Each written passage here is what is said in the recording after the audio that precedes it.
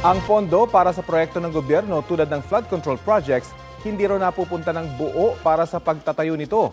Yan ang inilahad ni Senador Ping Lacson sa kanyang privilege speech sa Senado.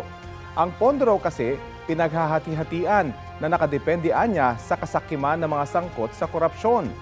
Base sa impormasyon na nakalat ni Lacson, sa kabuang flood control project na pondo, pinakamalaki ang napupunta sa mga tinatawag na commission, SOP o mga lagay. 8 to 10% ng pondo napupunta raw sa mga district engineer o mga opisyal ng DPWH. May extra pa silang 2 hanggang 3% kung may susobra sa kita ng contractor. Reset raw ang tawag dyan dahil kalkulado na ng district engineer ang tutubuin ng kontratista batay sa nakaresetang listahan ng mga presyo.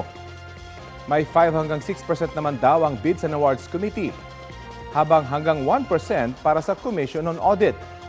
May tinatawag ding passing through o parking fee. Yan naman ang bayad sa mga politikong may kontrol sa distrito kung saan itatayo ang proyekto. 5 hanggang 6% yan ng total project cost. At ang pinakamalaking porsyento, ibinibigay raw sa funder o ang politikong naghahanap ng pondo para sa proyekto.